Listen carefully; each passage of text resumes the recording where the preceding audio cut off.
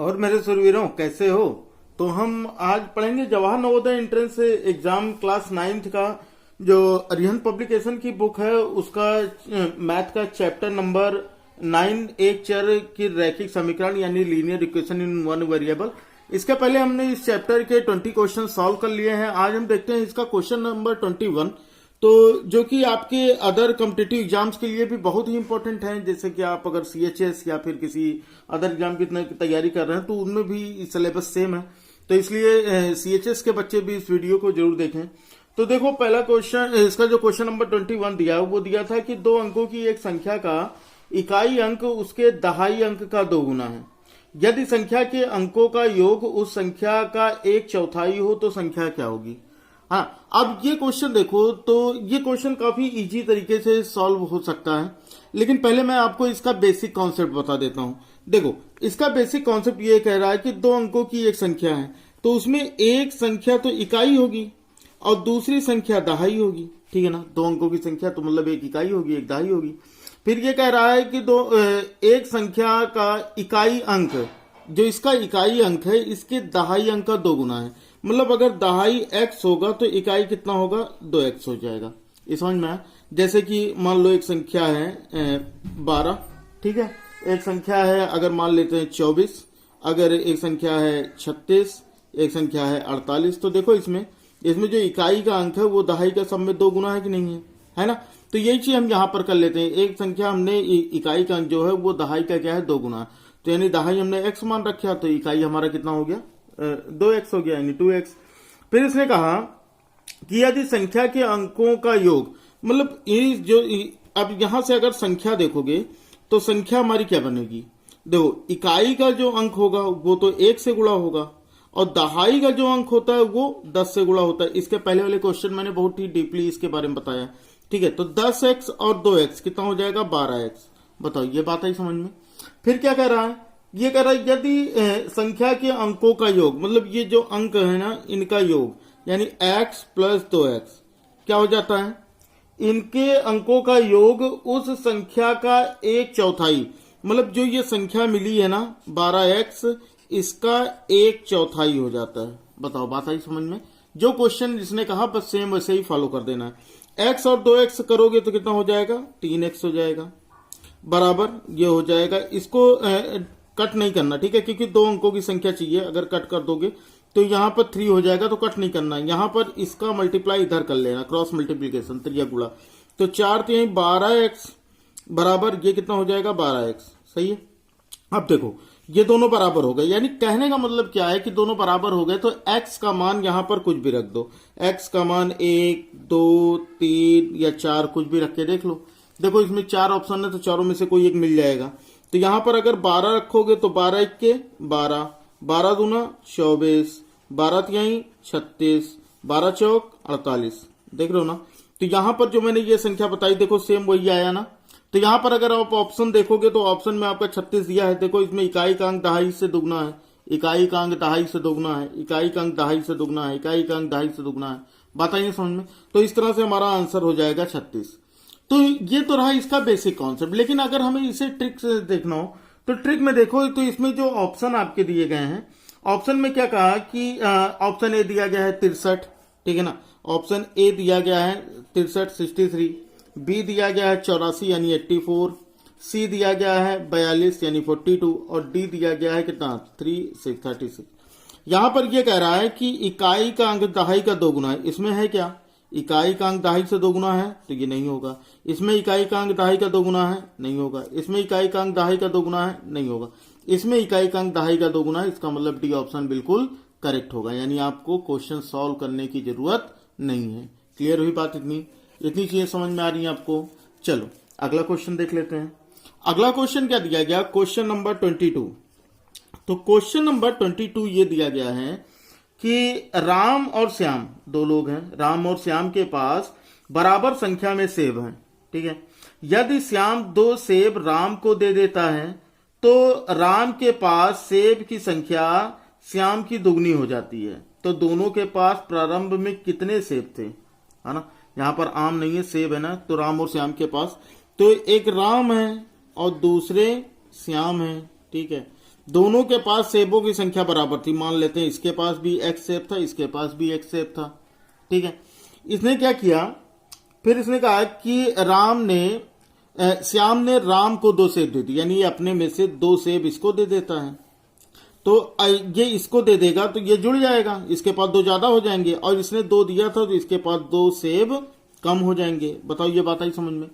राम और श्याम के पास सेब बराबर थे, फिर श्याम ने राम को दो अपने में से निकाल के 2 सेब दे के, ले भैया तू खा लो, है ना, बहुत ज्यादा हम नहीं खा पाएंगे। तो इसने अपना 2 सेब इसको दे दिया, तो इसके पास जितने भी थे उससे 2 ज्यादा हो गए, और इसने अपने में से निकाल के दिया था तो इसमें 2 कम हो गए। ठीक है, फिर क्या कहते हैं, अब यहां पर देखो ये कह रहा है तो राम के पास सेब की संख्या श्याम की 2 गुनी हो जाती है। ठीक है, अब इसने कहा कि श्याम की 2 गुनी, राम के पास श्याम की 2 गुनी, ये 2 गुना कर लो। ठीक है, जो क्वेश्चन में लाइन पढ़ना, और देखो ये क्या कह रहा है कि श्याम की 2 गुनी, तो श्याम की यही तो है ना, तो इसका 2 गुना कर लेना। ठीक है, अक्सर गलती कहां करते हैं, यहां कर लेते हैं, तो यहां नहीं होगा, जिसके साथ की लगा होगा ना उसी के साथ उसका 2 गुना करना। ठीक है, तो यहां पर करोगे ये हो जाएगा हमारा x + 2, यानी x + 2, 2 का x से गुणा करोगे 2x हो जाएगा, -2 का 2 से गुणा करोगे 4 हो जाएगा। सही है बात इतनी। अब x को x के पास लेके जाओगे तो 2x, ये x के पास जाएगा तो -x हो जाएगा। 4 को इधर लेके जाओगे माइनस है तो +4 हो जाएगा। 2x में से x घटाओगे तो x हो गया, 2 और 4 जोड़ोगे कितना हो जाएगा बच्चा, 6 हो जाएगा। यानी कुल दोनों के पास बराबर सेब थे, यानी 6 सेब राम के पास थे और 6 सेब ही श्याम के पास थे। तो यानी ऑप्शन सी जो होगा ये आपका क्या होगा, करेक्ट होगा। समझ में आई बात। इजी क्वेश्चन था, बहुत ही इजी तरीके से लगाए तो समझ में आ गया होगा ये क्वेश्चन। चलो अगला क्वेश्चन हम देखते हैं। अगला क्वेश्चन जो दिया गया वो है 23। अब इसमें क्या बाबू, क्वेश्चन नंबर 23 में कहा कि एक संख्या तथा उसके 1/3 का योग, एक संख्या तथा उसके 1/3 का योग 28 है, तो वह संख्या ज्ञात कीजिए। ठीक है, एक संख्या मान लो x है और इसका 1/3 x/3 हो जाएगा, है ना। इसका योग कितना है, 28 है। लो समझ में आ गया। 3 एलसीएम ले लो, चाहे तो ऐसे कर लो डायरेक्ट 3, या चलो 3 एलसीएम ले लेते हैं। फिर 3 का x से गुणा करोगे 3x, ये हो गया +x = 28। सही है, 3x और 1x जोड़ोगे तो हो जाएगा 4x/3 = 28। ठीक है, तो क्या हो जाएगा, x बराबर कितना हो जाएगा, 28 गुणे, इधर भाग है तो इधर आएगा गुणा हो जाएगा। ये 4x का गुणा है, इधर लेके आओगे तो भाग हो जाएगा। 4 × 1 = 4, 4 × 7 = 28, तो 7 × 1 = 21। बात आई समझ में। तो यानी इसका आंसर कौन सा सही होगा बच्चा, डी, यानी डी ऑप्शन बिल्कुल करेक्ट होगा। क्लियर है बात इतनी, समझ में आ रही है चीजें, बहुत ही आसानी से लगे, समझ में आ रहा है तो बच्चा वीडियो को लाइक कर दो, और अगर चैनल पे नए हो तो चैनल को सब्सक्राइब कर बेल आइकन को जरूर प्रेस कर लो, ताकि हर क्लास की नोटिफिकेशन आपको मिलती रहे। चलो अगला क्वेश्चन देखते हैं, क्वेश्चन नंबर 24। अब क्वेश्चन नंबर 24 देखना, बहुत ही ध्यान से देखना। क्वेश्चन नंबर 24 क्या कहा कि पिता की आयु पुत्र की आयु की 5 गुनी है। 5 वर्ष पश्चात पिता की आयु पुत्र की आयु की 3 गुनी हो जाएगी, तो पुत्र की वर्तमान आयु ज्ञात कीजिए। ठीक है, 2 लोग हैं, कौन कौन, एक तो पुत्र है और दूसरा पिता है। पिता जो होगा वो पुत्र से बड़ा होगा। क्वेश्चन में भी यही कह रहा है कि पिता की आयु जो है वो पुत्र की आयु की 5 गुनी, मतलब पुत्र की अगर x है तो पिता की आयु कितनी हो जाएगी, 5x हो जाएगी, 5 गुनी कह रहा है। 5 वर्ष बाद, ठीक है लिख लेते हैं, चलो 5 वर्ष बाद। अब 5 वर्ष बाद अगर देखो तो जितनी भी एज अभी है उससे 5 साल एज ज्यादा हो जाएगी। जैसे अभी मान लो अगर आपकी एज मान लेते हैं कि चलो 14 ईयर है या 13 ईयर है, 13 मान लेते हैं चलो, तो 5 साल के बाद आप कितने के हो जाओगे भाई, 18 के हो जाओगे ना, जवान हो जाओगी, होगा ही नहीं, अभी बच्चे हो, 5 साल के बाद जवान हो जाओगे। तो यानी क्या कहने का मतलब है, 13 + 5 यानी 5 साल। पिता की उम्र अगर मान लो पापा की उम्र अभी 45 साल है, तो 5 साल के बाद ये बड़ो हो जाएंगे, 50 साल के हो जाएंगे, होंगे कि नहीं होंगे, समझना है। तो यहां पर क्या है कि अगर 5 साल की बात करेंगे तो पुत्र की आयु x + 5 हो जाएगी, पिता की आयु 5x + 5 हो जाएगी, ठीक है ना। फिर क्वेश्चन में क्या कह रहा है कि पिता की आयु पुत्र की आयु की 3 गुनी हो जाएगी 5 साल बाद। क्या कह रहा है, पिता की आयु पुत्र की आयु की 3 गुनी, पुत्र की आयु की, तो पुत्र की आयु तो ये है ना, तो यही को पुत्र की आयु को 3 गुनी कर लो। ठीक है, पिता की आयु पुत्र की आयु की 3, देखो कि इसके साथ लगाना तो हमने इसको गुना किया, समझ में आया। अब यहां सॉल्व कर लो, 3 का 1 से गुणा करोगे 3x हो जाएगा, तो 3 पचे करोगे तो 15 हो जाएगा, 5x हो जाएगा प्लस ये 5 हो जाएगा। ठीक है, x को x के पास लेके जाओगे तो ये 5x है, इधर जाएगा तो ये -3x हो जाएगा। ये 15 है, 5 को इधर 15 के पास लेके आओगे तो -5 हो जाएगा। 5x - 3x करोगे तो कितना हो जाएगा 2x, 15 में से 5 करोगे तो हो जाएगा 10। अब यहां से अगर निकालो तो x बराबर कितना हो जाएगा 10/2, तो 2 के 2 2 बचे 10, तो x बराबर कितना आया 5। क्या पूछ रहा था क्वेश्चन में, पुत्र की वर्तमान आयु, तो भाई पुत्र की वर्तमान आयु हमने x मानी थी, तो इसका मतलब इसका जो आंसर होगा वो कितना हो जाएगा, पुत्र की वर्तमान आयु 5 वर्ष।